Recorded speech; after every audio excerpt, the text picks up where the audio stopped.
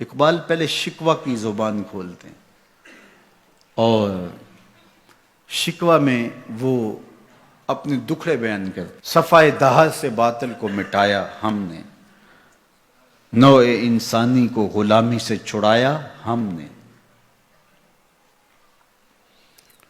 تیرے کعبے کو جبینوں سے بسایا ہم نے، تیرے قرآن کو سینوں سے لگایا ہم نے، پھر بھی ہم سے گلہ ہے کہ وفادار نہیں.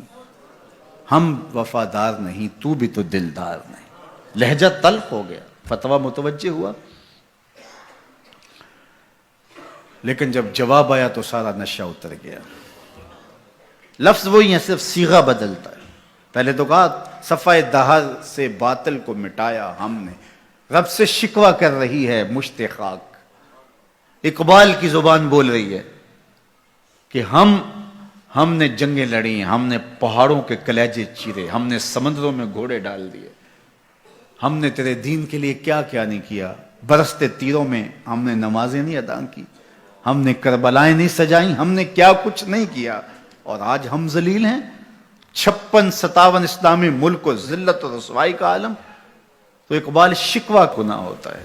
صفائے دہر سے باطل کو مٹایا ہم نے، نوع انسانی کو غلامی سے چھڑایا ہم نے، تیرے کعبے کو جبینوں سے بسایا ہم نے، تیرے قرآن کو سینوں سے لگایا ہم نے، پھر بھی ہم سے گلہ ہے کہ وفادار نہیں.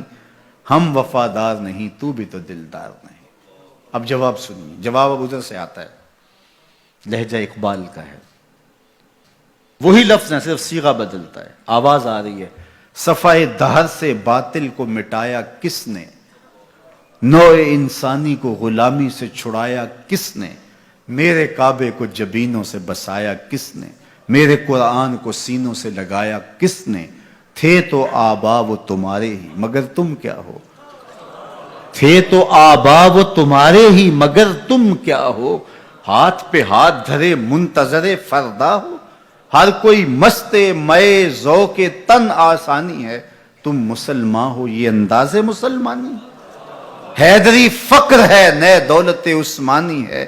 تم کو اسلاف سے کیا نسبت روحانی ہے، وہ معزز تھے زمانے میں مسلمان ہو کر، تم خوار ہوئے تارک قرآن ہو کر. ہاں، تم نے قرآن کو چھوڑ دیا ہوا ہے، عملاً چھوڑ دیا ہوا ہے. تم نے غلافوں میں لپیٹ کے تو رکھا، خوشبو تو اچھی سے اچھی لگائی، اونچے طاق پہ تم نے قرآن کو سجایا. سچ بتاؤ کبھی کھول کے دیکھا، سچ بتاؤ کبھی قرآن سے پوچھا میں زندگی کیسے گزاروں. بھیڑ بن جائے، مشکل بن جائے تو مشاورت کرتے پھرتے ہو، کبھی وکیلوں سے پوچھتے ہو، کبھی ماہرین سے پوچھتے ہو، کبھی کسی سے پوچھتے ہو بتاؤ میں کیا کروں، کبھی قرآن سے بھی پوچھا میں کیا کروں. یہ مصیبت کیوں آئی میرے اوپر، قرآن تو بتا میری کوتاہی کیا تھی. پھر قرآن بتائے گا کہ تو نے رب کا دامن چھوڑا تو آج رسوا ہو رہا ہے. وَأَنْتُمُ الْعَالَوْنَ إِن كُنْتُم مُؤْمِنِينَ. آجا حضور کا غلام ہو جا، آج اس سے سر پہ عزتوں کا تاج رکھ دیتے ہیں.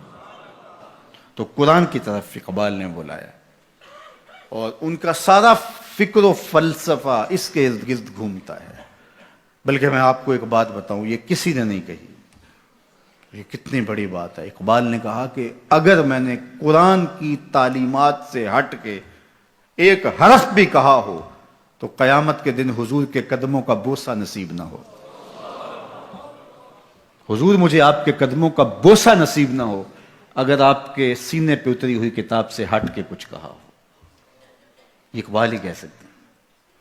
تو ساری زندگی اقبال کی فکر کا محور قرآن رہا. اس کتاب سے جڑو گے تو زندگی پا جاؤ گے.